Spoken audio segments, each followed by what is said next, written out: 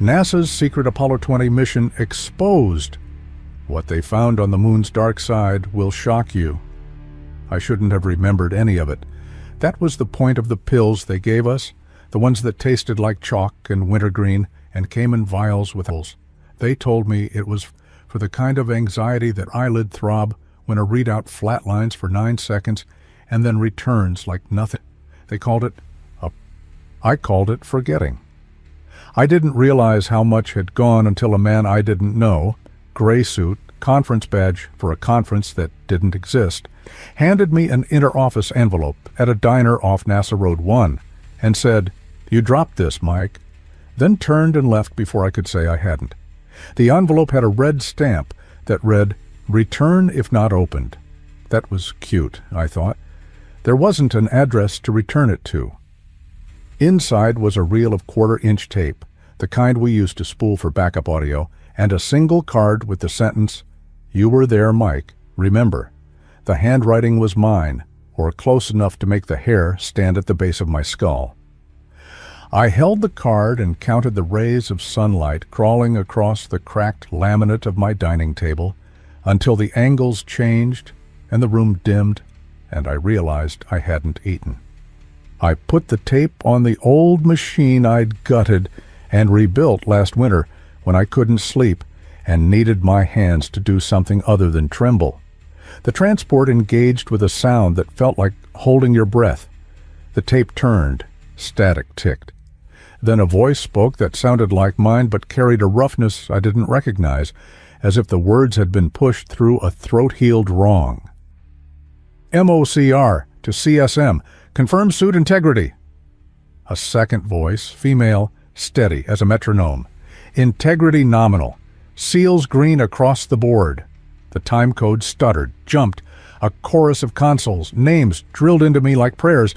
Guido, Fido, Ecom, Retro, Capcom, chopped through the noise, each syllable a familiar location in my head. Then video, not on the tape, but conjured from it the way memories sometimes return as taste. The low ash of burnt coffee, the hum of the big screens in the front room, rows of chairs, the odd smell of ozone and wool. The feed wasn't like the old televised EVA shots we pushed to the networks. This was cleaner, tighter, eyes inside a silence, no narration, no polished overlays.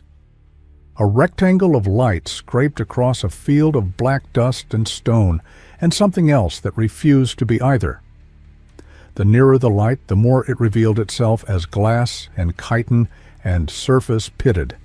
Like cooled lava, I watched. No, I remembered watching a structure lift from the regolith with angles that defied the reflective logic of sunlight. Towers bridged by ribs, chambers you wanted to call domes because your mind had a small set of boxes to put things in, and this needed a name. The surfaces were inscribed, not carved. You don't carve metal like that, not with edges that precise, not when the marks have depth without shadow. Symbols repeated, appeared in sequences that at first felt random and then annoyed you because patterns pulled at the back of your brain and you couldn't say why. And we weren't supposed to be looking at it at all. We had no mission that year, if you had believed the evening news. You were there, Mike, the card. I wanted to dismiss it. I had my reasons. The year my father died, I learned that grief made numbers unreliable. Reading spiked, dips looked like potholes you wanted to fill with explanation. Stress did the same. But the tape kept moving, and the voice that was mine continued calmly, logging the kind of things I used to log, oxygen bleed rates and pressure deltas and thermal gradients. I swallowed and tasted copper. At the end of the first minute, a metallic knock sounded somewhere in my apartment, not from the speakers, not an artifact. I froze. Another knock followed, slow, deliberate. From the other side of the bedroom door I hadn't closed. 3 knocks. Someone was inside my home. I caught my reflection in the dark TV, the reel still turning behind me, and I didn't recognize the posture of the man looking back.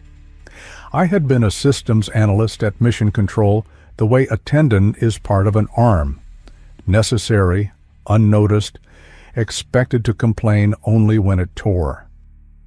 My badge said Systems Redundancy Internal, which meant if a gauge in the command module decided to tell us fuel-ox ratio are 0.0 when it very much wasn't, I checked the backups, confirmed line integrity, and worked out if the lie lived in the sensor, the cable, the conversion, or in the long, wet gray distance between a heart and its hands. My world was numbers that stood for living things. A matrix of suit pressure, liters per minute of CO2 scrubbing, skin temperature, core temperature. The heartbeat of a woman you could only see as a line. The threshold of a man named Alexander, who would not bend to our charming imperial units without complaint, and then silently memorize them out of respect. Coffee, greasy donuts from a box that never emptied fast enough, nights where the buzz of radiation on the AOS downlink sounded like snowfall or a chorus of broken televisions. Off shift, I drove home along Bay Area Boulevard and watched people at stoplights perform small pantomimes of their own lives, the way someone practiced smiling before making a call, the way someone else turned off the radio to hear themselves agree with whatever they were about to do, and I wondered how they kept their minds from chewing holes in 1976, the MOCR was the same beige room it had always been, a room that tricked you into believing the world was contained by its screens. The chairs squeaked. The projectors had a smell. The air was kept too cold because if you made a room sufficiently like a refrigerator, you could convince yourself you were preserving something. That spring, I was pulled into a briefing I didn't log on my timesheet because there was no line item to put it under. The call came through a secure extension I'd used only to talk to a contractor in California about a guidance computer issue we didn't want in writing. You'll receive a black band temporary, the voice said. Wear it. Do not discuss the fact you have been issued it. I'd never seen a black band. I knew people who joked they didn't exist. It arrived in a manila envelope that asked not to be returned if unopened. Humor is a virus incubated in bureaucracy. We met in a windowless room one level below the main floor, an area I hadn't walked before. The lights were too bright. 6 people, 2 I knew by voice and not face, 1 who didn't introduce himself but had the posture of someone who'd never been asked to. He laid out a single high-contrast photograph, and the room lost its temperature. It was a slice of the moon you won't find on any public atlas. The view angled obliquely, like a pilot dipping a wing to let his passengers see. A shadow ran the length of the frame. Once your eyes adjusted, the shadow resolved, not as a crater, but as the absence of sunlight over an object too geometric to be geology, spines, an arch, a blistered surface that looked glassy in vacuum. I'd seen pictures of weird basalt that made tourists point and call them castles. This was not that. Someone asked where. The answer came, far side, crater, near the 90° meridian. Someone else asked when. Apollo 15's best film caught it on the edge, the posture man said, his voice routine. We wrote it off as photographic overlap. We shouldn't have. Uncrewed survey confirms an anomalous structure. Apollo 20 will perform inspection and documentation. You will maintain system redundancy and ensure no failures are misinterpreted as threat. You will not speak to press. You will not speak at all. We were told to treat it like retrieving a mislaid wrench only 20 kilometers wide. The room absorbed the instructions the way rooms do when the people in them have practiced obedience as both science and art. I took my seat and did what I did best, which was lay out contingency trees until sleep was a rumor I didn't trust. If the CSM lost S-band high gain in the far side, loss was expected, reacquisition planned. If the LM depressurization indicator pinged at 12.2 psi instead of 12.5, we looked for an explanation like an old dog looks for the hand that last fed it. The names assigned were names that still live in the bony alphabet of my hand. Commander James Conrad, no relation to the one you're thinking of, and Leona Harlow, pilot, who spoke as if every sentence was a tool measured and returned. Our third was Alexander Korneev, a Russian. Assigned through channels we did not discuss. His presence fit into the logic of the room because numbers don't have flags. The world outside gnawed itself raw on principle. Inside, we triaged reality. The briefing ended with a list of what we wouldn't do. We wouldn't attempt to enter the structure. We wouldn't perform sample return beyond surface dust. We wouldn't speculate in official logs. My pen made grooves without ink. I realized only when I tried to stand that my legs had gone numb. On the way back to my console, I thought about my father teaching me how to splice wire by feel alone, the way he'd say you could tell a cable story with your fingertips if you listened. I pressed my hand to the console as if it could tell me anything true. After that day, the air around me felt thin. I tried to continue as if coffee was coffee and paperwork was paperwork, but my brain ran a second set of tracks. On the third night back at my apartment, a message appeared in my inbox, the clunky green letters of an old terminal we kept tied into internal mail just in case. The sender was Tom Brennan, although nobody called him Tom. He was Tommy to everyone, a systems engineer who had a way with clogged data pipes and fried converters, the kind of person you wanted in the room when you needed to unjam reality. The subject line said simply, "Don't open." The date stamp said July 1976, which was not possible because that was the date on my calendar in that moment. The network could throw time stamps when it hiccuped, but it didn't do ghost commas. I clicked.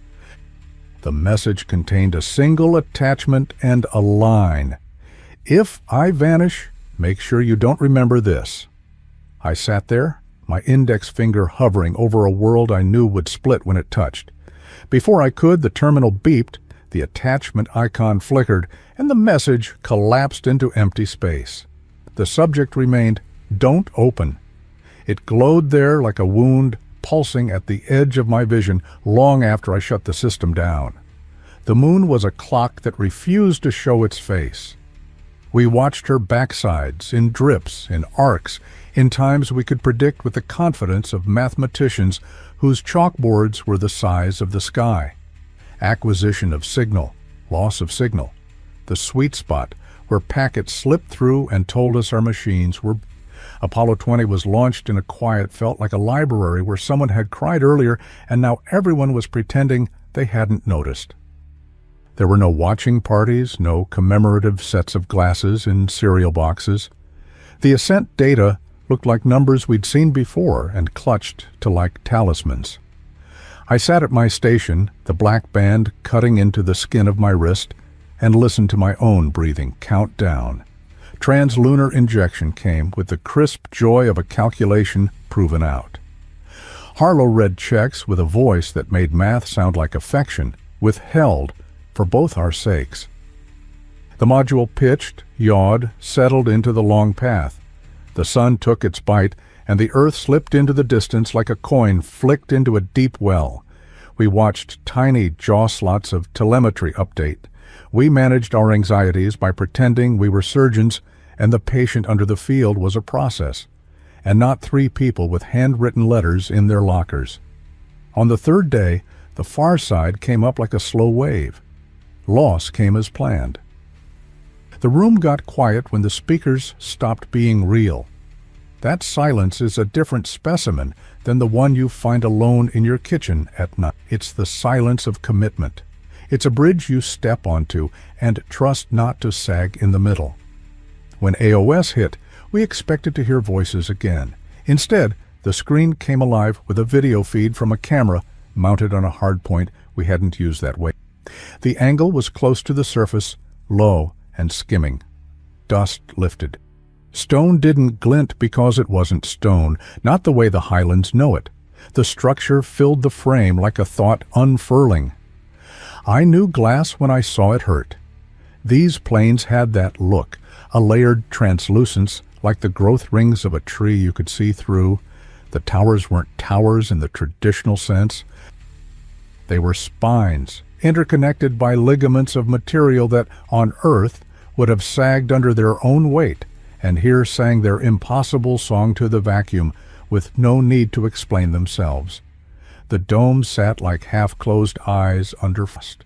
Along their surfaces ran inscriptions, not letters the way we crave them, repeating elements.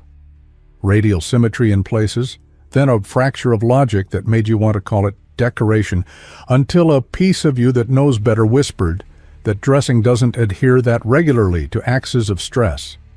The lines cut shallow and then not shallow. The camera moved across, and my mouth went dry the way it did when I tried to breathe through a blood nose as a kid. I listened to my own heartbeat.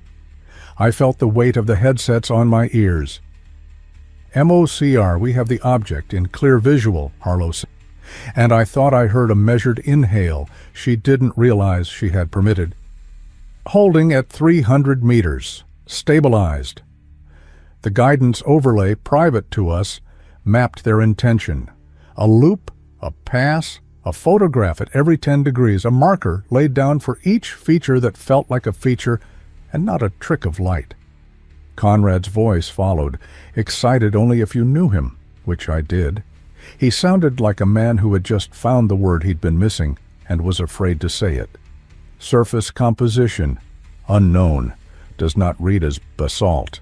Specular highlights inconsistent with glass. Possible metal with internal lattice. If it's a ship, it's dead. Corneve broke in with a reminder. Not a ship until we had reason. His vowels were a tiny hill I had come to watch for, a sign I wasn't dreaming. They drifted to a breach that wasn't a door because doors presuppose hands. The breach gaped, edges smooth and abraded in ways that fought each other. Inside, the light on their cameras turned the world into grayscale, and the grayscale refused grayscale's rules. You could look down a corridor and your eye would tell you it was deeper than the light allowed. That perspective had fallen asleep. On the left, a spool of whatever this material was had collapsed. It had cracked along lines that matched no load diagram I could draw. On the right, a chamber opened that Harlow described as a chapel before she corrected herself to chamber, then went quiet as if she had made a mistake she could feel in her. In that chamber, something hung, not hung, suspended, anchored by slender ribs like an exoskeleton of nothing. Imagine a transparent seed, the kind you can blow, grown to human scale and then larger. It contained a shape. Conrad moved his light, and the shape reflected it in a way meat does not. I wrote that down in my notes without thinking. Shape reflectivity inconsistent with tissue. The shape had limbs, or something limb-like, arranged in a way that told me we would argue about bilateral symmetry later. Nothing grotesque, no leaked horror show. It was as if someone had softened the edges of an idea until the idea could bear space. Harlow said nothing for several seconds. I heard Harlow breathe. She unlatched a tool from her belt with a click that cut the room in half. The chamber had a floor you wanted to call a floor. She touched it. It thrummed back. She said, "I feel this in my teeth." My molars hurt. The telemetry behaved until it didn't. The oxygen fraction reading on the board twitched, climbed 2/10, dropped 5, settled at a number that would have had us slapping at alarms if we hadn't watched it prove itself false, with a grace we could not summon. The pressure sensors in the LM's cabin drifted in a syncopation that mapped itself after 5 minutes to a pattern that was not random. I wrote it down. I turned the pattern into 1s and 2s the way you do when you don't have time to do it right. The pattern repeated and then didn't. It stayed in the channel that was supposed to tell me whether a suit was about to crush or bloat the human inside it to death. But nobody was inside a suit when it spoke. I say spoke because that's the only word I have for it. The numbers alternated at intervals that produced prime gaps. That would have been a cute trick. It would have made sense for a high schooler trying to get our attention at an open house. But after the primes, the gaps narrowed into a beat. It matched Harlow's heart on the curve within 3 cycles. We knew because we watched everyone's hearts.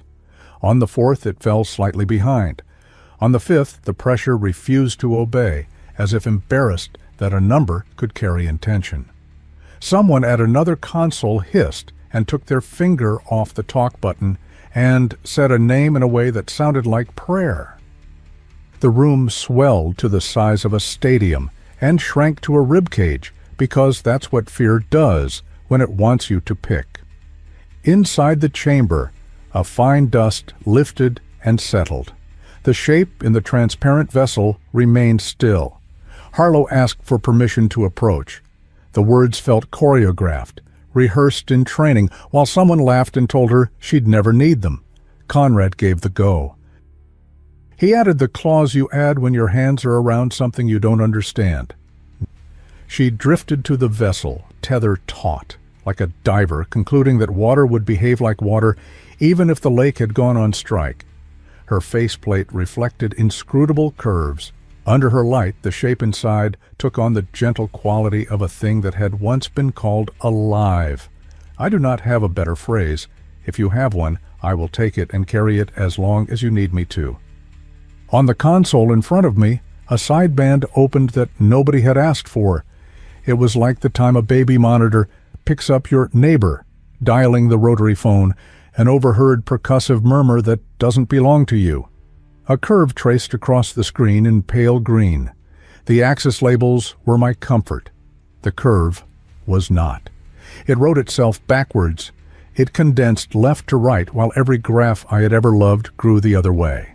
It took form, flattened, lifted again. Over the channel for cabin pressure, a whisper threaded, not voice, not machine, the way a snowstorm overlays a town's electricity. I felt a pressure in my sinuses, high, the smell of ice. I knew the smell wasn't real, and my body didn't care. Corneve, ever the believer in boundaries, asked for a hard number for abort. The abort lay on the table like a gun we had promised not to touch. If interior pressure dips below 11 and holds for 60 seconds, you pull, I said into my microphone, hearing my voice fold around unfamiliar authority. Do not pull on a transient.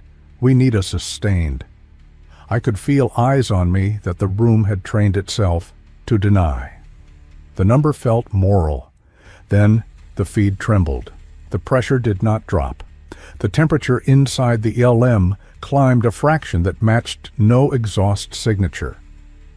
The heartbeat of Harlow on our graph slowed one beat in a way that made sweat pool under my arms and then returned. She said very calmly, "The vessel is warmer than the chamber." That should have been impossible. That demanded heat, and no heat had anything to cling to here. She asked again for permission to touch. Conrad didn't answer for 2 long seconds. He said, "No contact." She said, "Copy." And for a moment, I believed we had threaded the needle of a world I couldn't look at directly without burning my eyes. Then the pressure channel flashed red. All over the console, numbers pulled out of formation and ran in different directions. The beat on my screen that had matched Harlow's heart skipped, hiccuped, and returned as a new rhythm not set by flesh. It was as if the channel had made its decision about what primes again, then gaps at intervals that wrote out, "If you squinted and bent the language," the very time we had scheduled for AOS loose. I heard someone whisper, "It knows our windows," and I wanted to slap them for saying that. Not because it offended sense, but because it named something that should not have had a name. The camera inside the chamber showed a flake lift from the interior of the vessel, like a piece of ash. It drifted toward Harlow's glove and turned away as if avoiding a heat haze. Pure static leapt across a frame, white like snowfall. When the picture stabilized, I swore I saw the shape within the vessel in a slightly altered posture, as if you had returned to a room and the chair had moved half an inch. I wrote it down with a hand, static again. The video came back with a perspective that made my stomach pull tight. The camera had shifted, or the chamber had, because the mount we trusted had never once drifted that way in a vacuum. In my ear, the headset padding was suddenly soaked with my own. I took it off and put it back on because ritual felt like safety. The prime ceased. The beat died. The pressure returned to the curve we had kissed goodnight every day for years. We had our pictures. We had what we came for, and also we didn't have a name for what we had. The LOS approached for the pass. The camera did one last slow pan across the inscribed surface. The symbols, if I can call them that, changed, or I admitted to myself that my brain was not a camera. The angle softened. The repetition tightened into a loop my eye could not refuse. The loop ran once. The appearance that two marks had traded places on the wall teased at me like the feeling you get when you are sure you left your keys on the counter and now they were in your coat. "We're backing out," Conrad said, each syllable dignified by restraint.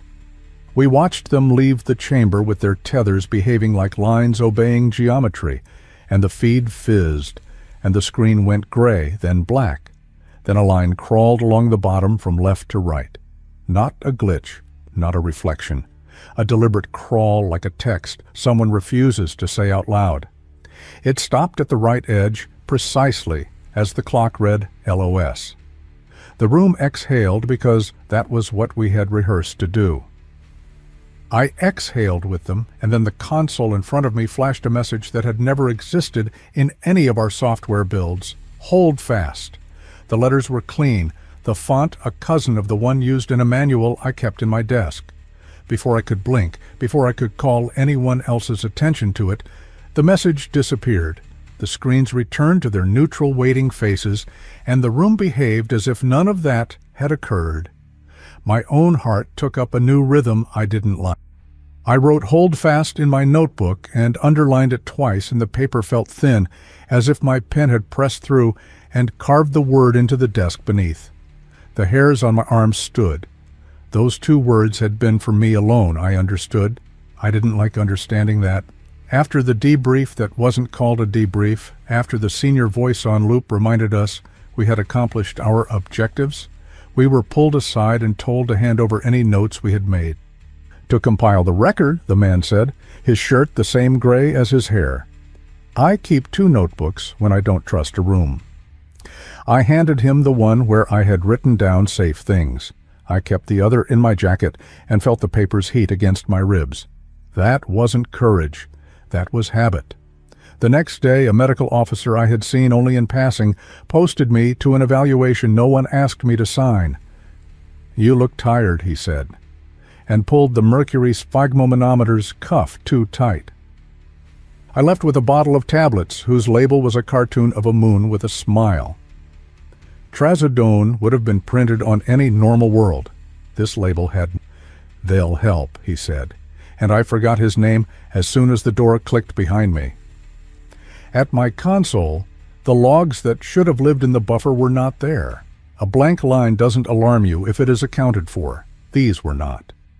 I asked one of the contractors we called by a bird name because she moved through code like a sparrow through a hedge. Fast, precise, impossible. When you tried to follow. She smiled without showing her teeth and told me to let it go. I didn't.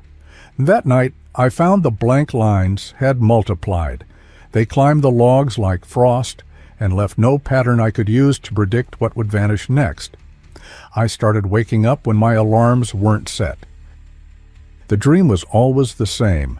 I sat at my desk, the tape deck turning, and my hands were not my hands, but stiff, and someone across from me kept knocking 3 times on a surface I could not see. When I snapped awake, I could taste the ice-cold air of a place that did not exist around me. You learn to recognize when a room has been swept.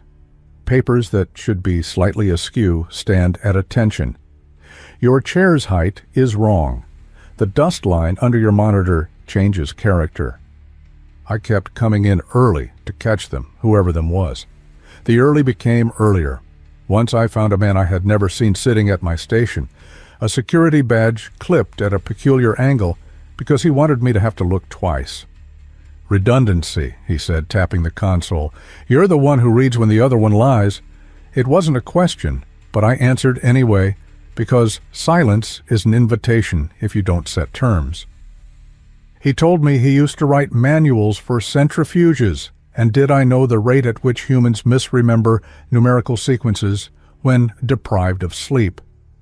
I gave him the number. He told me that number went up in the presence of novelty.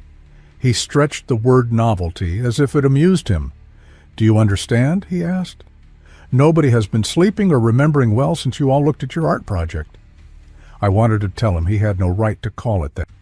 I wanted to tell him it had looked back. He handed me a form that said I acknowledged voluntary participation in a wellness regimen. "It is not that we think you are lying," he said. "It is that words become inaccurate. We want to help you be literal again, literally literal." I signed because the part of me that made sense out of numbers likes signing things. The next day I started on the chewable tablets that made my tongue numb and my dreams thin. You could see through them. The real miracle was they made the blank spaces bigger in my head, not smaller. When the next AOS came, the feed opened on the interior of the command module and a sense that the camera was a person standing too close to someone else. The body language of machines impressed itself on me like a bruise. Conrad was off camera, his voice level, reading checklists. Harlow reported a minor interference across the suit comms that she attributed to a sun angle we hadn't corrected for. Every sentence contained a comma where it didn't need one, a breath, a micro-apology. Korneve asked if we had any movement on the pressure anomalies. I had to tell him no, and hated the truth for once. There is a relief in a lie when it sits where truth should. I had none. Between scheduled tasks, their camera caught the structure's edge again. It did not change. My brain did. The symbols no longer appeared decorative. They had stride. If you stood where they stood, if you were their height, if your eyes were set where theirs would have been, they would read at the pace of a person walking slowly and choosing to remember. That was the impression. I wrote it down. The pressure channel stayed within its assigned latitudes. The beat we had seen before didn't return. The silence did. It returned like a debt collector who is oddly kind only because they know kindness makes you soft. The loop of planned activity held. It held until it didn't. At my desk that night, after the bottle with the cartoon moon, I tried to copy the partial video feed that lived in an unlogged slice of the buffer onto a disk I had scavenged from the model shop because old things behave themselves if you treat them with respect. I wanted a copy for myself, a talisman, a wedge to hold the door of my head open. The copy began, the progress bar non-existent because we weren't fancy enough to be shown our own rates. The drive's heads purred and then started to chatter. An angry insect noise I learned to fear working in a print shop as a teenager. 40% is a guess. It felt like the right number. The chattering became a soft rhythmic tap. 3 taps, then silence, then 3 taps. It took me too long to realize the taps were not the heads at all. They were coming through the speaker, piggybacking on the audio line the way a parasite rides a host, not hurting it, just living. The transfer froze. The room went very quiet in a way that made me hear the electricity in the wall. The disk ejected itself. I hadn't told it to. The last file on it had a name I never assigned, Remember. I tried to open it and found nothing. I tried again and got a line of text. Hold fast. The words rode my spine. When I blinked, the file was gone. I slid the disk back into its sleeve and placed it in my jacket like you put a photograph you aren't sure exists into a pocket, so you can pretend it does by weight alone. The next morning, my supervisor, a man who had taught me to love a clean trace, told me to take a week and sleep. He didn't look at me when he said it. He looked at a point over my left shoulder as if a draft had disturbed a map there. I told him I didn't need rest. He handed me a handwritten note on the thick paper that only procurement used because they didn't have to justify extra weight. The note said in a neat hand that my presence had been requested for a debriefing with agency and other federal partners. "This is routine," he said. The room around him was too sharp. I could see the edges of his tie like a horizon where the world ended. The debrief took place in the same windowless room. The posture man returned. The sparrow was not there. A new face joined, a doctor with a smile that touched exactly one corner of his mouth, and then stopped. He called himself Fletcher and spoke in short sentences. He asked me to describe the sequence of events in the chamber in the most dispassionate language I could manage. I managed well. You could have poured me into a mold-marked objective observer and not spilled a drop. When I finished, he placed a Polaroid on the table. In it, a group of us stood in a briefing room in 1974, if the date scribbled on the margin was accurate. My own head was turned in profile, mouth open in a way that suggested a joke had just landed. On my right, a person sat whose proportions were wrong if you were measuring by the cheap rulers of anthropology. This person's head tilted in a way that made the neck look too strong and too delicate at once. The skin reflected light, not like skin. Around one wrist, a cuff printed with symbols we had seen only days earlier lay like jewelry. The caption in another hand said, "Houston, 1974, Team Briefing." I looked at the picture until my eyes refused to acknowledge they were eyes. I waited for the punchline. Fletcher watched me the way you watch a clock you know is broken, that nevertheless tells you something. "We have been here before," Fletcher said, "in cycles and drafts, in failures to learn." His choice of words made my stomach turn in a slow, methodical revolution, a solar body obeying equations too old to question. Memory is an instrument too. It requires tuning. He slid the photograph back, and it was as if he had swept a curtain and the stage behind it had vanished. "We will resume operations as planned," he said. "You will sleep. You will sit at your console and read the numbers aloud to you. You will think about baseball or whatever men like you think about when they would rather not think about falling." I left the building with the sun too bright and the air tasting like copper again. My car sat where I had parked it. A black sedan idled 3 spaces over with the kind of indifference only cars with habitually clean ashtrays possess. I got in my car and felt the paper in my jacket, 1 notebook, 1 disk, and the fact of their weight steadied me for exactly the 3 seconds it took to turn the key in the ignition. As I did, the radio jumped to life on a frequency the dial did not mark. Static. Then, over it, the faintest drift of a tone that could have been a heartbeat if your heart was a small bird. It skipped. It matched the tempo I'd come to recognize. It stayed on long enough that I had time to count to 13. Then it cut. The absence of it felt like a door shutting 2 rooms away in a house you thought you knew. That night, at home, I checked the locks 3 times because ritual had replaced trust.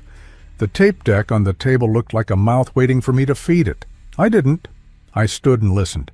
The apartment building coughed around me. Pipes knocked. Someone above dropped a heavy book. Then, unmistakable, someone knocked on my own door. 3 times, slow. I stood without breathing, counting the spaces between each as if duration would confer meaning. I went to the door and placed my hand on the wood. The knocks did not repeat. Instead, my phone rang, the landline a sound I associated with people still being alive. I picked up, said my name, waited. On the line, breath, then a click, then the faintest whisper of a tone like the one from the car radio, aligning itself to the beat of my pulse and then falling half a step behind. I said, "Who is this?" Because that is the choreography. The line went dead. I stood there holding the receiver against a side of my face that had gone numb, and the tape deck behind me, finally of its own accord, began to turn, though I had not touched it. The tape turned without me, which wasn't supposed to happen, because I had separated the motor from mains with a toggle I soldered myself. The reels advanced in a slow, deliberate crawl like a breath held too long. A voice came through, mine again, except more sanded down, as if the vowels had been rounded by travel. It said MOCR to CSM, confirm, and then it cut not to silence, but to a low periodic tone that fell exactly between the hum of my refrigerator and the traffic outside on NASA Road 1. The tone settled into a beat that nudged my pulse until I noticed I was adjusting to it and forced myself to count. The line went dead on 7. I pulled the plug out of the wall because ritual still had its place, and the reels kept moving for 2 more seconds as stored momentum bled off. When they stopped, I felt the quiet like a pressure on my eardrums that didn't release even after I opened my mouth and swallowed. I put on shoes. I didn't want to sit still and let the room settle around me in that new, wrong way rooms had learned. I drove without telling myself where I was going, and found my hands turning into the parking lot of a convenience store, where the fluorescent lights made everyone look like a photograph of themselves, taken by someone who didn't know how to use a camera. In the far aisle by the cold cases, a man who wasn't watching the milk looked up. Tom Brennan had always slouched to apologize for being taller than the rest of us. He stood straighter now. He held a carton as if it were evidence. "I told you not to open it," he said, before I could start with hello. "I didn't," I said, and realized that wasn't true, and also wasn't an answer about the message he meant. He moved closer, so we stood between yogurt and orange juice, like 2 plumbers meeting in a church. His pupils looked too large, the way everyone's did inside lately. "They're burning the buffers," he said. "We have an archive process we didn't sign off on, pulling segments flagged as non-conforming and shipping them to a machine I didn't know we had." "Shipping where?" I asked, which was the wrong verb and also the only one that fit.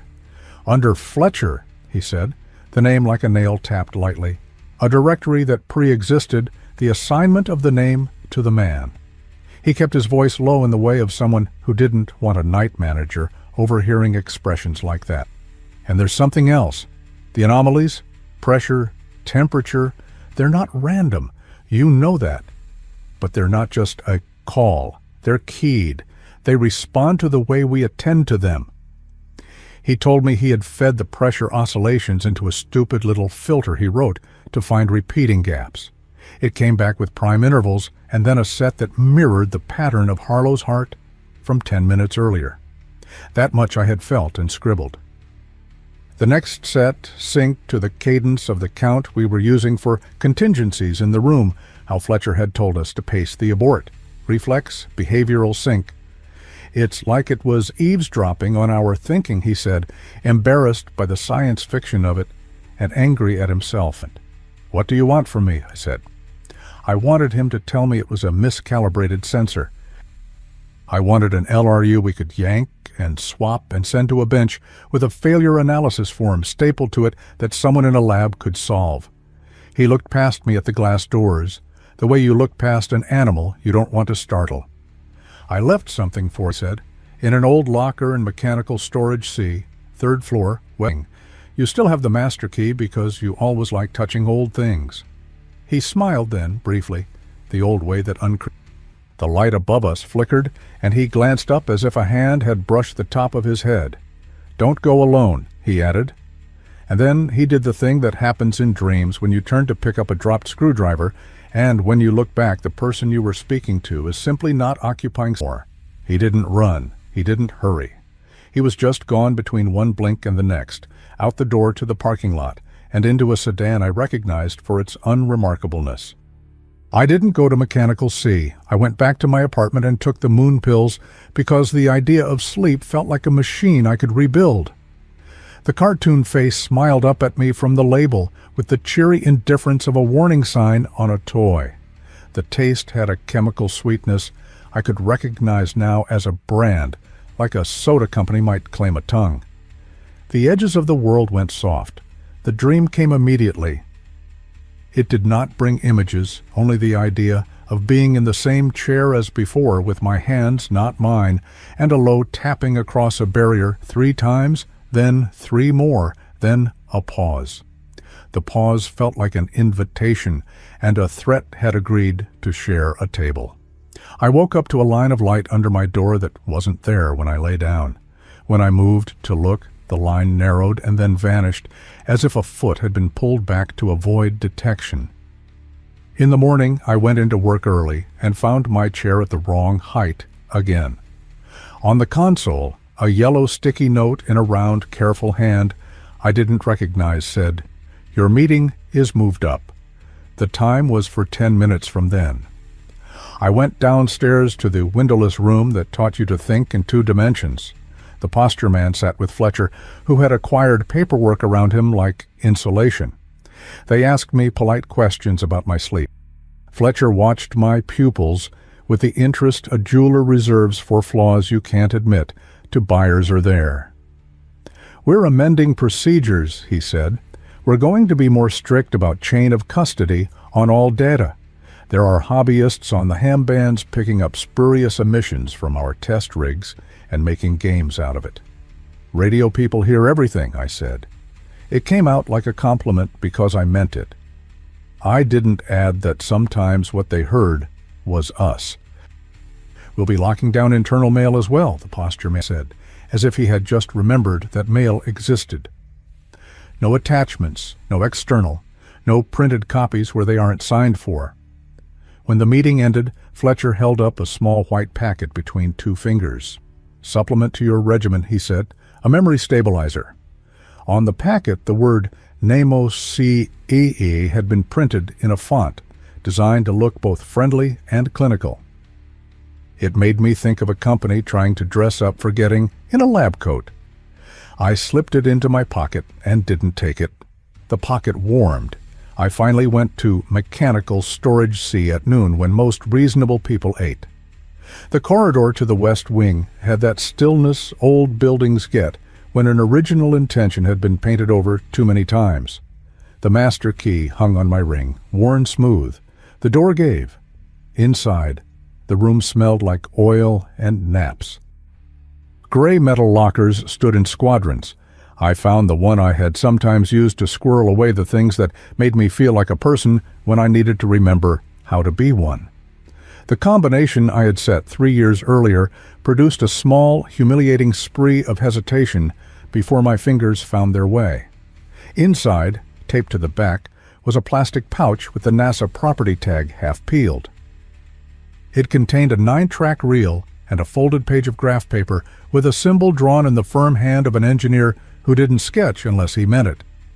The symbol looked like 2 hooks kissing and then parting. Under it, Tommy's block letters. Answer.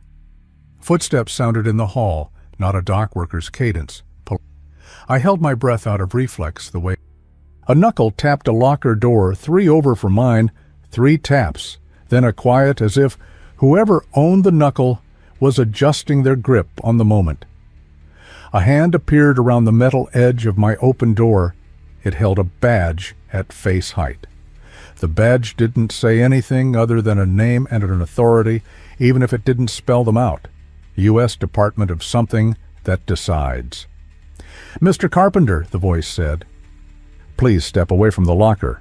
I closed the locker because panel saw only compliance. The badge had a photograph attached at a wrong angle.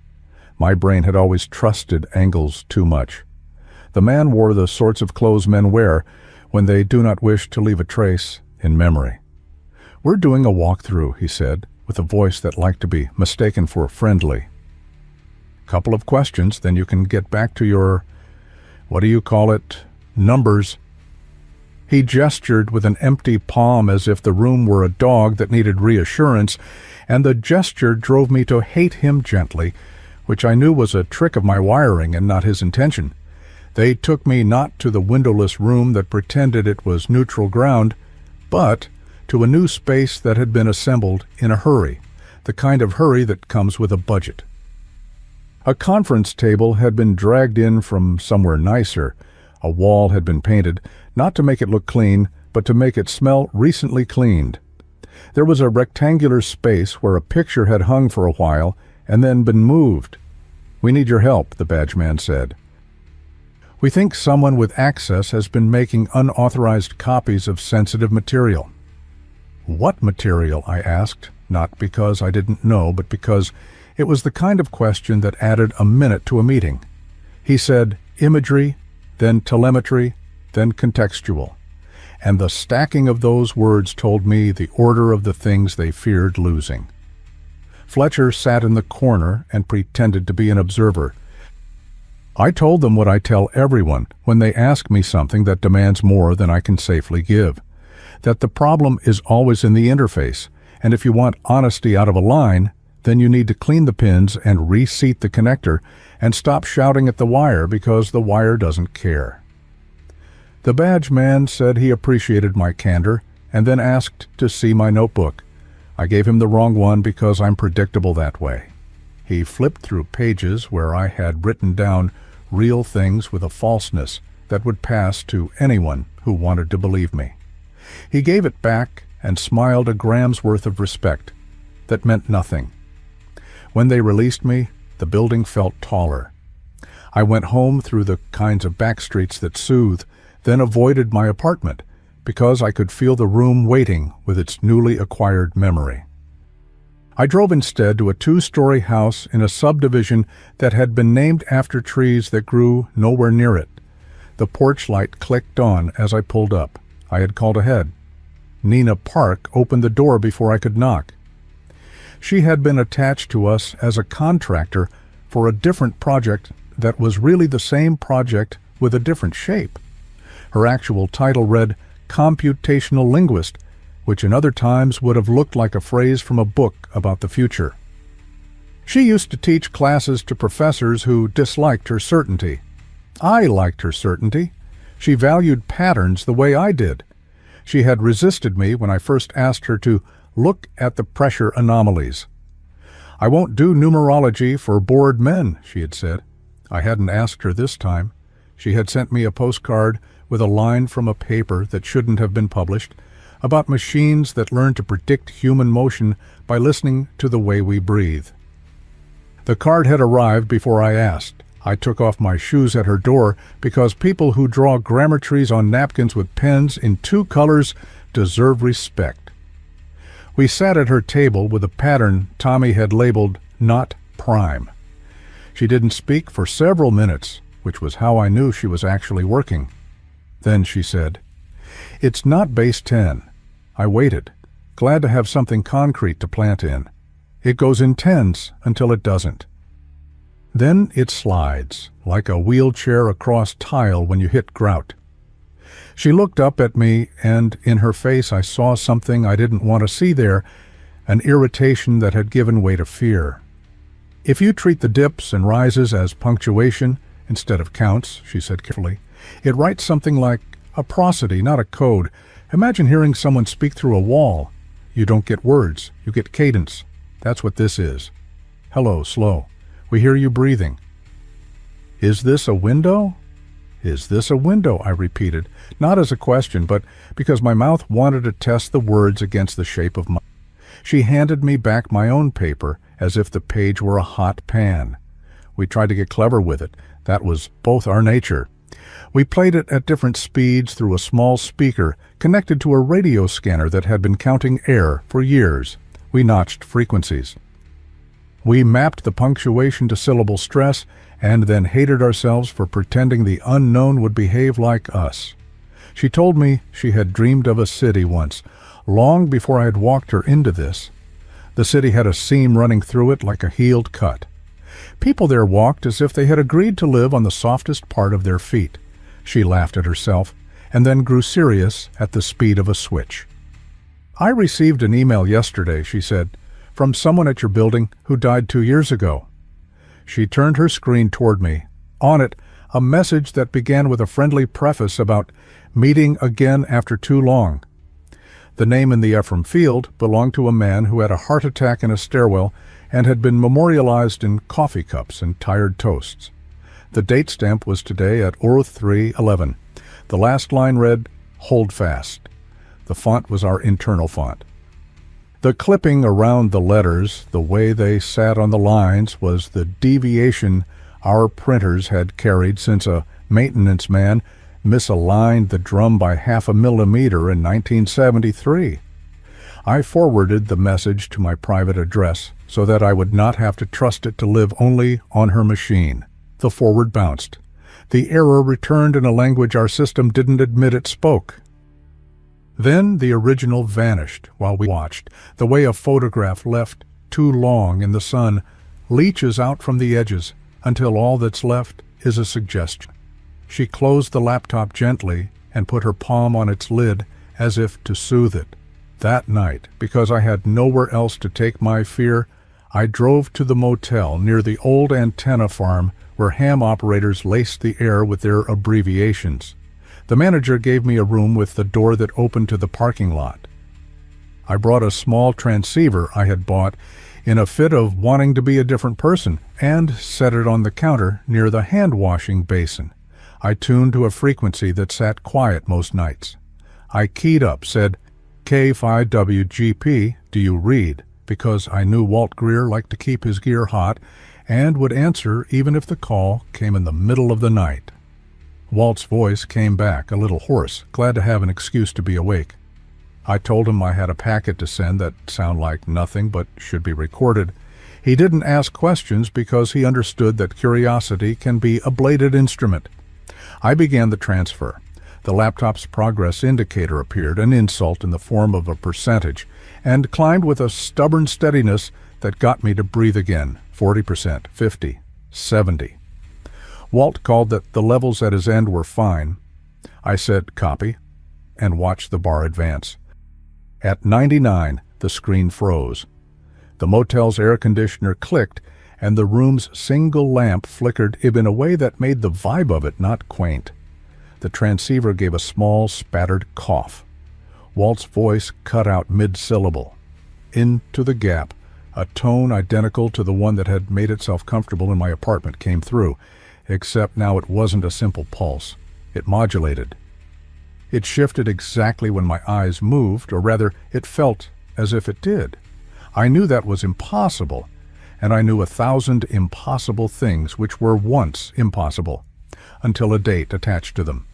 The progress bar remained at 99. A new folder appeared on my top. It was named Remember in a way my machine did not default to, because I had configured it not to allow plain-spoken names. Inside sat a single file with no... I clicked again. The screen flashed once.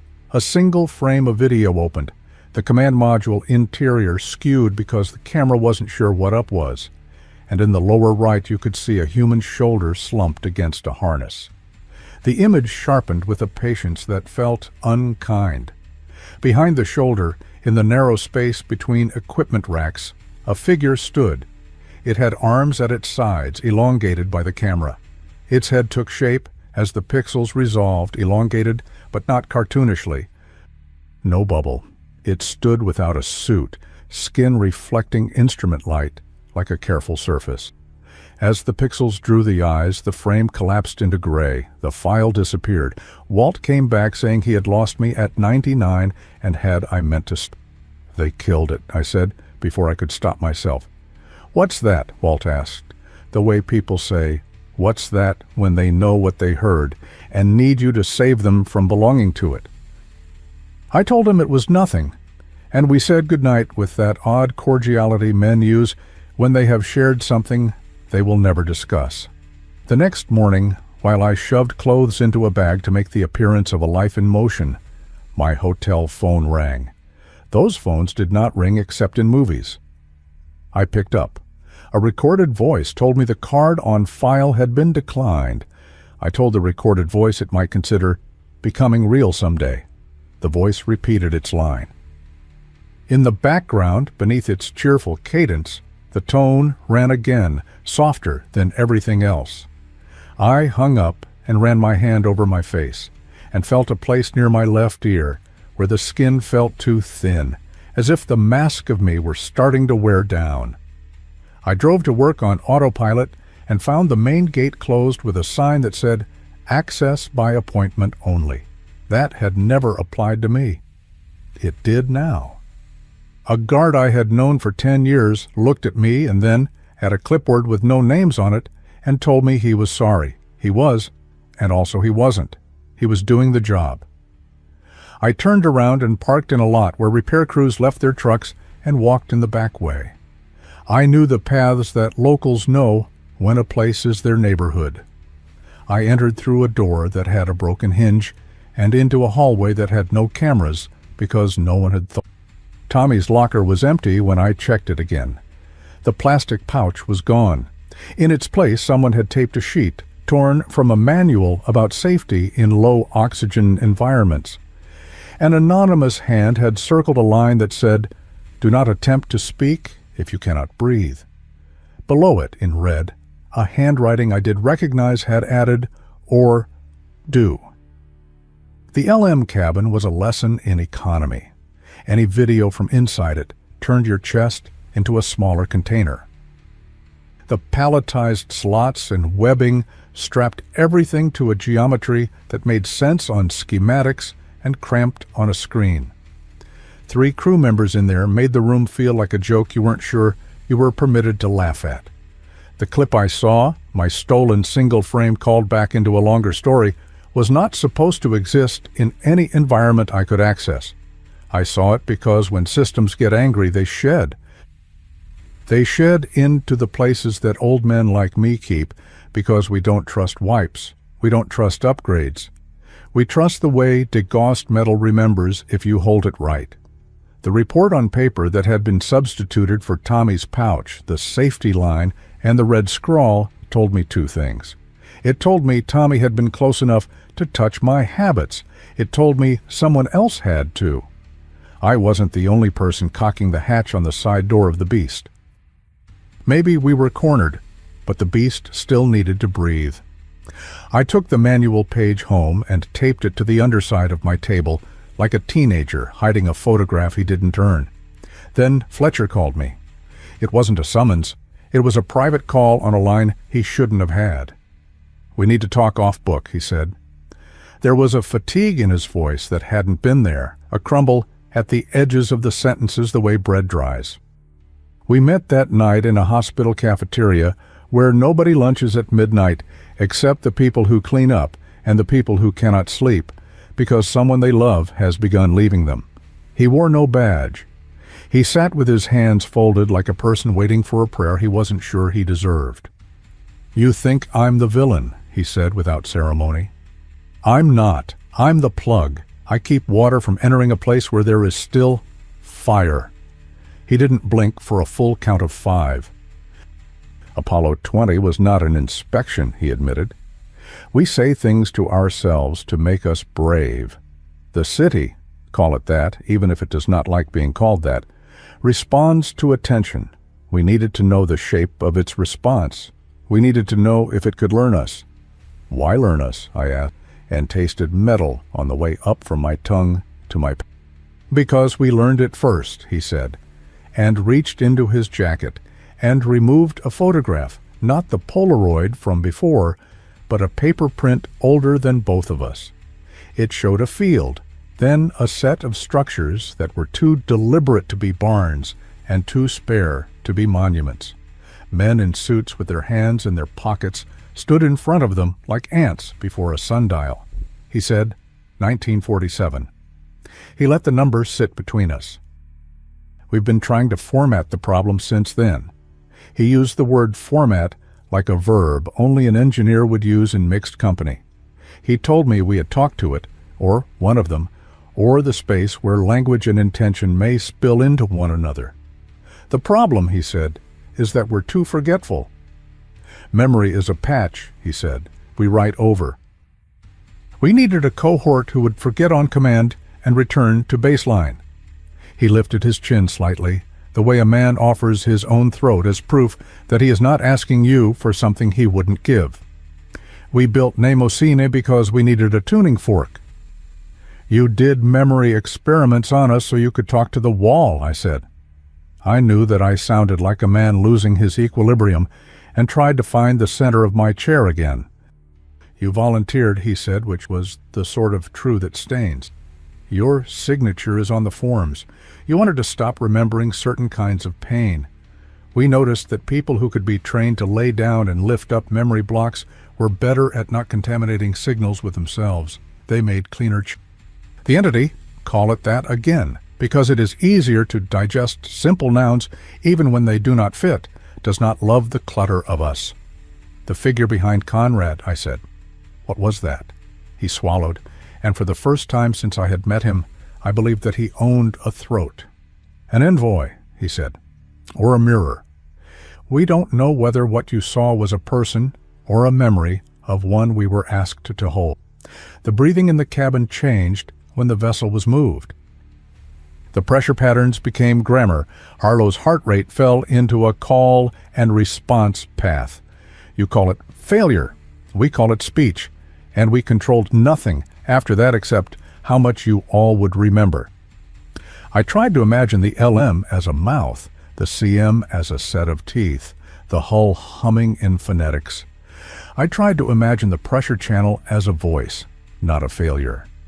I recalled the way the curves had written themselves backward on my console like a time-lapse of erosion, and the word envoy found a chair in the room and sat down.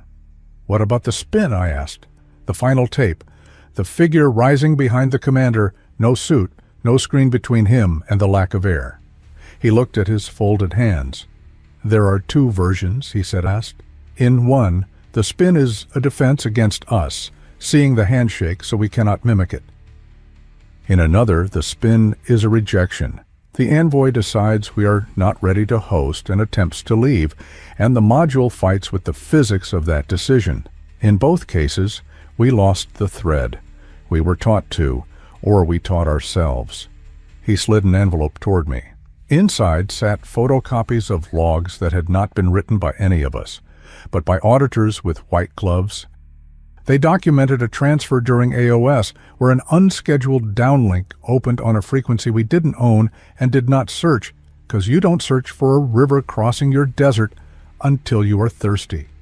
The downlink carried a waveform annotated as music in a margin. The margin contained a scribble, hold fast, not command, description. The script in the margin looked like mine again. I heard my father at a workbench telling me not to name wires until I knew where they were going. I wanted to put my head down on the table and fall asleep to a television from the next room. Fletcher's confession wore him out. He told me they had tried the Mnemosine regimen on themselves and found their own edges blunted, their own recall smoothed, until they could not be sure whether they had loved the things they suspected they had loved. We are not making you forget out of malice, he said. We're making you forget because when you remember, it comes through clearer. And when it comes through clearer, it moves. It likes motion. It walks. He stood, gathered his trash, placed it gently in a bin. If there was an enemy, he added, I would know where to point you. I do not. I have a direction, not a target. He left without shaking my hand because we were already past gestures. I sat in the cafeteria and listened to the building talk to itself through pipes. In the corner, a vending machine made a noise like a weak radio. I put my head down anyway for a minute that was longer than that and dreamed with my eyes open. When I lifted them, a woman I did not know sat where Fletcher had sat. She wore her hair tied back with a thin black band. She said softly, You remember me. I started to tell her I did not, when my mouth filled with that cold air again, and a thin line of pressure crawled up the bones behind my ears as if something inside me were adjusting its headset. Her face shifted, not in shape, but in the way focus slips and returns. For a fraction of a second, her skin reflected the overhead fluorescent light at an angle my brain understood from the LM feed, not like skin. My heart tripped. It came back down. We knew one another, she said in a tone that made any other sentence behind it unnecessary, before you tuned yourself. Then she stood and left without theater. I went home and found my front door not just locked, but wedged with a dime at the top, as if a boy had tried to play a practical joke in a dormitory. The dime clattered to the floor when I opened the door and rolled in a circle, and the sound of it filled the room disproportionately. On the table, someone had set the 9-track reel from Tommy's pouch on a clean square of cloth as if it were an offering or a surgical instrument. A sticky note stuck to the reel said, "Not safe here. Next time, pond." I knew which pond. There was a retention pit behind the antenna farm, a bowl of water that smelled like pennies. We used to meet there to drink too-sweet coffee when the cafeteria closed. The note carried his small, square handwriting, except the last two letters of pond, D and P, were reversed, as if the hand that wrote them had been trained in a language that arranged stems in other directions. I took the reel and drove. I didn't look in the mirror because mirrors had become complicated. Halfway there, my radio flickered from static to the sequence Nina had called a cadence. The tones mapped themselves to the beating inside my head and then slipped a fraction out of phase, and I felt a pressure like the beginning of tears without their relief. In the lane to my left, a government sedan matched my speed, held it, then accelerated with uncharacteristic curve. I parked by the bowl of water. A man in a jacket heavier than the weather walked out of the shadows from the fence line. He wasn't the badge man. He had the posture of someone who had been told to remain in the background and had built a personality there. "You keep trying to make copies," he said. "You'll ruin their ears." "Whose ears?" I asked. "Yours," he said. The frog song rose from the water. The sound had the same interval structure as the last pressure anomalies I'd graphed, and I told myself that was a magician's trick my brain pulled when it wanted too badly to see meaning. He took a step closer. "We staged an exfiltration during AOS," he said, in a voice brittle with pride. "We brought something aboard because it wouldn't be kept in the cold any longer. We honored a request. We've been honoring versions of that request for a long time. We keep forgetting that part." A breeze touched the surface of the water, and the ripples arranged themselves in an oscillation pattern that looked to me, with my bad gifts, like the lower lobe of a Bezier curve. He reached inside his jacket, and I tensed and thought about the single moment before a fight drops the floor out from under you. Then he took out a photograph and handed it to me. It was a still from the LM interior. The frame did not match any I had seen. Harlow's hand floated at the edge, fingers curled around a strap. Conrad's shoulder, that familiar slope, took up the near foreground. Behind him, in the corridor, the figure stood again. It had moved half the width of the space without bending the air around it. This time, some part of its face was clearer. It was not monstrous.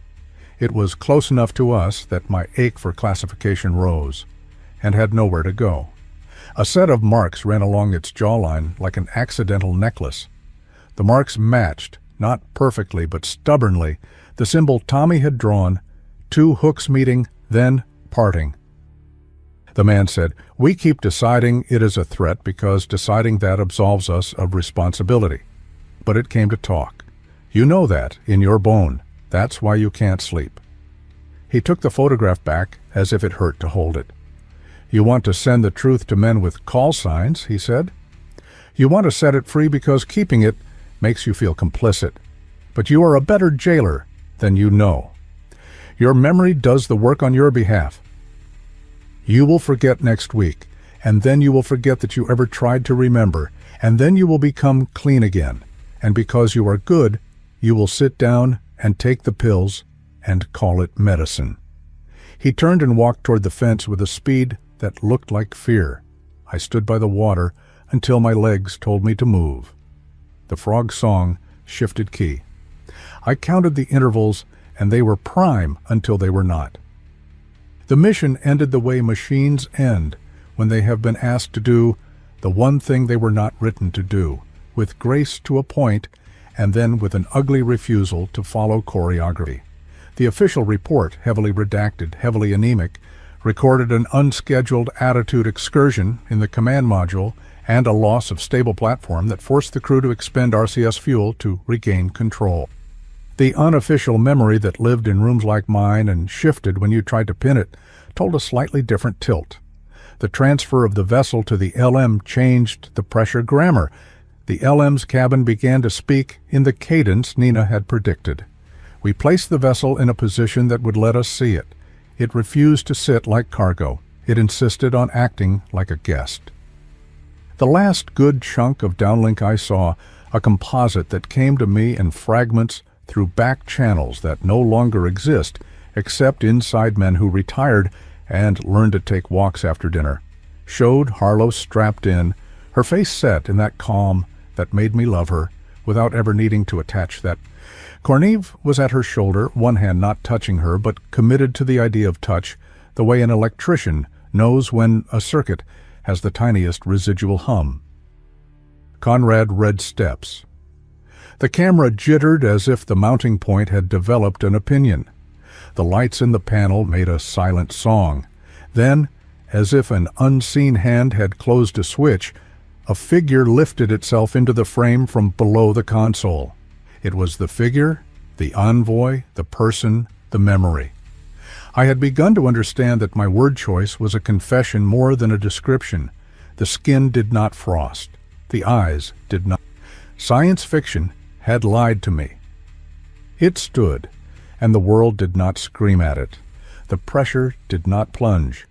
A whisper rose across the audio channel that was not audio, but the structure of signal itself. A beat building itself around Harlow's and then correcting to Corneve's, as if seeking the key of the room. Harlow's mouth moved, and no words came because she had chosen or been told or realized that speaking would be wrong. The envoy put a hand, slender, not too long, with a narrow angle to the wrist, on the strap above Conrad's head in the most careful way I have ever seen anyone touch anything. Then the module rolled. The camera lost its axis. The stars streaked as lines because the exposure algorithm wasn't awake enough to react. The RCS jets fired in a spasm that looked like panic and probably wasn't. Numbers I had lived with spun like fruit flies over a bowl. The beat shifted, sped. The angle of the sun through the window reached a place sensors call unsafe, and the console bled light. The envoy's head tilted. It didn't brace. If it needed to, it didn't show it. For exactly 3 seconds, the beat on my console at home, through whatever unkind channel had been keeping me company, matched that spin. Then the line cut, and what I had was a gray square, with not even a polite apology from a machine to assure me that it had tried. They told us it was under control. They told us the crew regained stability. They told us that all was well until it was not, and then all was well again. They told us what you tell civilians when planes land hard and no one loses their teeth on the seat in front of them. In the hallways, in the parking lot, in the places where men untie their ties and stare at their steering wheels before turning keys, we told one another else. We told one another about the thing that stood in a place no thing should have stood and didn't try to break us even a little. We told one another we had seen the way the panel light reflected along the bones of its hand and how you only get that kind of reflection from surfaces that have been polished by purpose. The weeks after were a species you can name administration. Someone reviewed my clearance. Someone scrapped it. Someone else restored it. I was assigned to a flight that didn't exist. I was assigned to a desk next to a printer and asked to check the ink. I went home and tried to make scrambled eggs and found myself stirring without heat for a long time. Nina wrote me a short note that said simply, "You were right about punctuation." Then 2 days later, she sent another that simply said, "Forget the rules." Then a week later, she came to me in the parking lot and said, "I don't know you," in a voice that made me step back because it wasn't anger. It was fear at the way a brain can become too clean.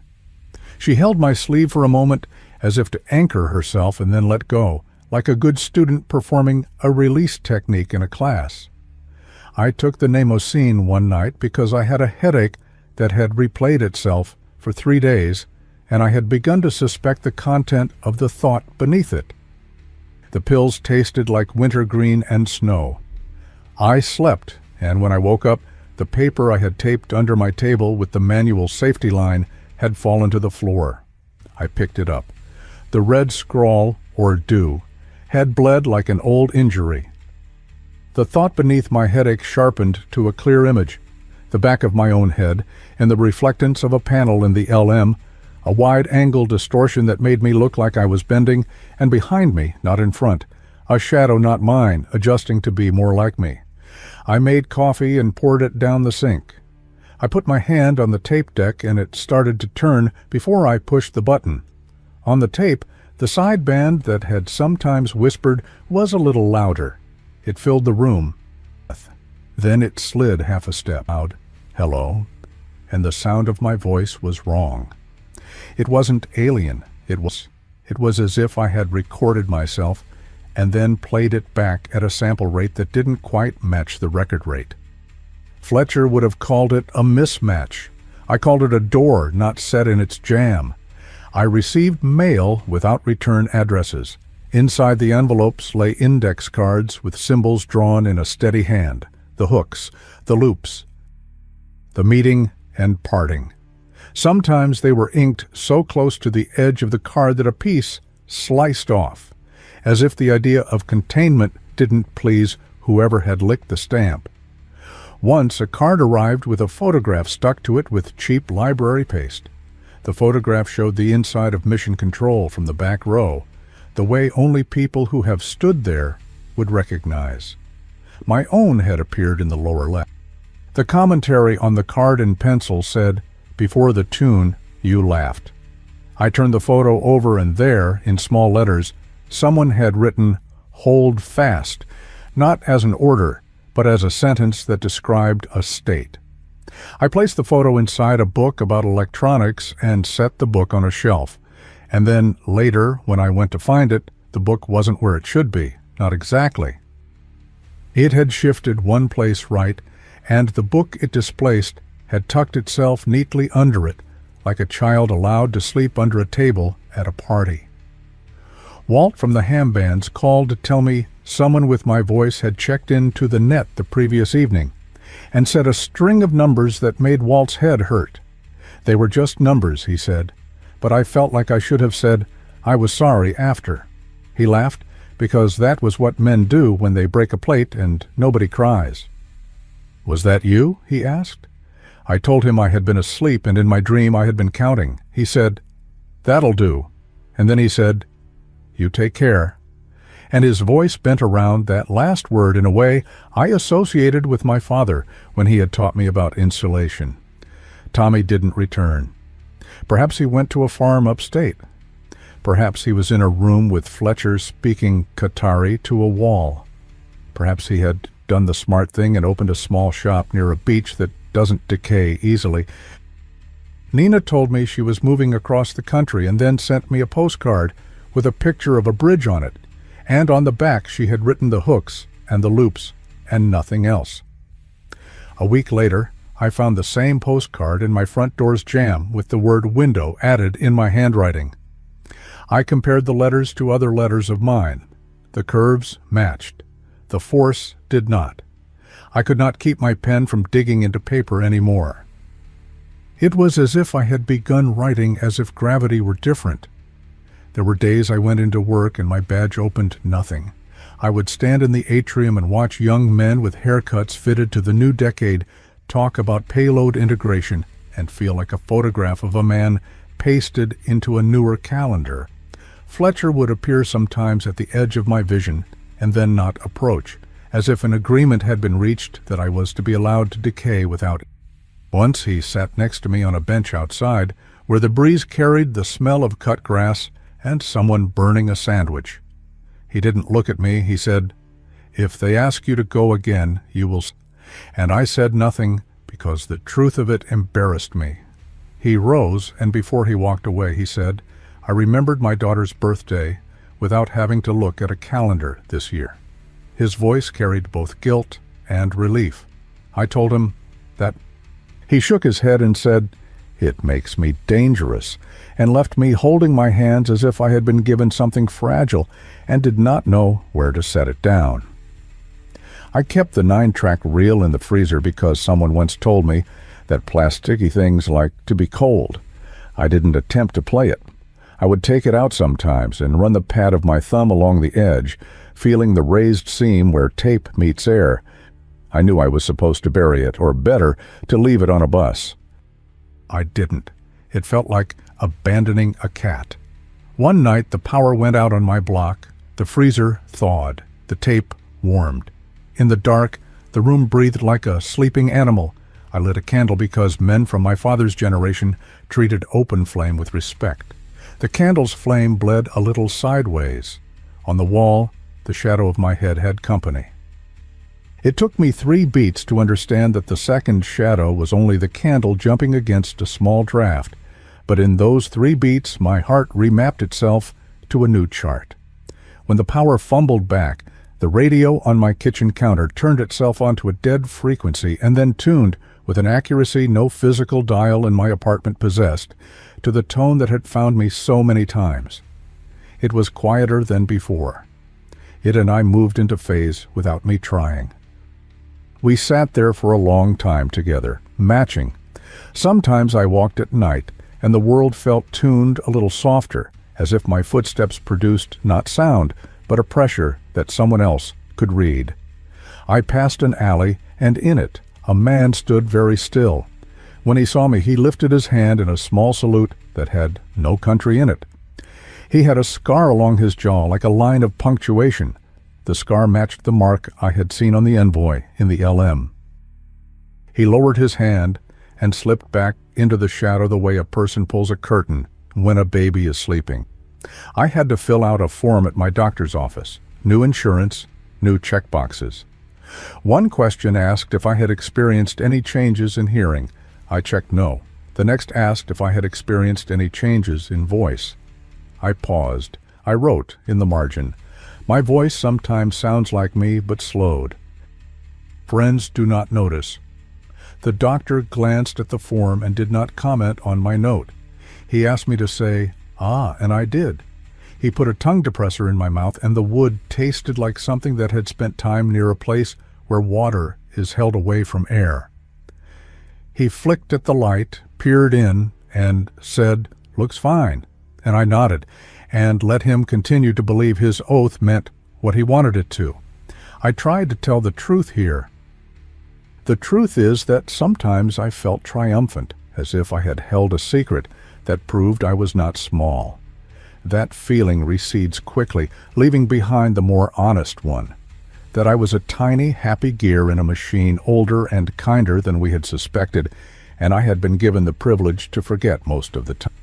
On the days forgetting felt like betrayal, I took out the photograph someone had sent, the one of us in 1974 with the figure at the table, and me smiling in a way that I cannot make my face make now, and I put it not up to the light, but against my chest. I held it there like a small animal. In that place, the beat I had learned to hear returned and steadied. The word that came then was not command or warning or even was description again. It said, "Hold fast." It said, "You are doing it already." It said, "We have been here before." The last piece, because I know you will ask, is whether we went back. The official answer is the answer you know, the one that makes sense with budgets and politics and the fatigue of people. The unofficial answer lives in the cadence of a signal I sometimes hear when I am washing dishes, when the water hits the steel of the sink and the tone of it mixes with the tone of my house and the tone of my chest. It says yes in a way that doesn't insist. The rest is a blank line I am learning to respect. I look at the space where a sentence might go and let it be white. Then the refrigerator hums again. Then a truck passes out. Then an envelope slides under my door with no return address, and inside it, a single index card with a drawing careful as a map.